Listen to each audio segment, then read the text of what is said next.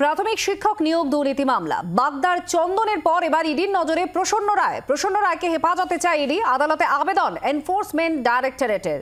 এবার প্রসন্ন রায়কে ইডি নিজেদের হেফাজতে নিতে চায়। আদালতে ইতিমধ্যেই আবেদন। ইডির নজরে এবার প্রসন্ন রায়, এনফোর্সমেন্ট ডিরেক্টরের আবেদন।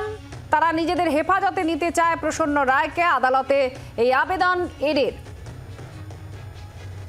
নিয়োগ দুর্নীতি মামলা, শিক্ষক নিয়োগ দুর্নীতি মামলা এবার প্রসন্ন রায় ইডির স্ক্যানারে।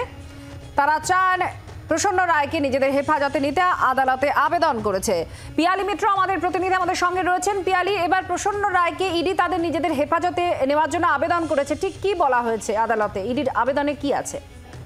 দেখো, আজকে আর কিছুক্ষণের মধ্যে শুনানি হবে।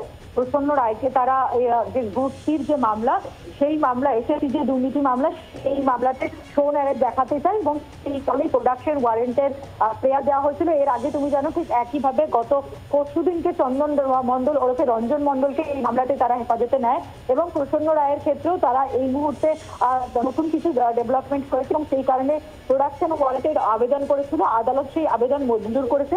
কিছুক্ষণ আগেই প্রসন্ন রায়কে আদালতে নিয়ে আসা হয়েছে এবং তাকে এই মামলা অর্থাৎ যে এসএসসি যে মামলা, সেই মামলাতে শো অ্যারেস্ট রেখে হেফাজতে নিতে চাই সিবি। আর ইডি হেফাজতে কিছুক্ষণের মধ্যেই শুনানি হবে। এর আগে ইডির তরফ থেকে এই মামলায় প্রসন্ন রায় এবং তার পরিবারের একাধিক সম্পত্তি কিন্তু বাজেয়াপ্ত করা হয়েছিল, যেটা অভিযোগ যে প্রসিড অফ ক্রাইমের থেকে এই সম্পত্তি নেওয়া হয়েছিল এবং সেই অভিযোগে গ্রেপ্তার সম্পত্তি বাজেয়াপ্ত করা হয়েছিল।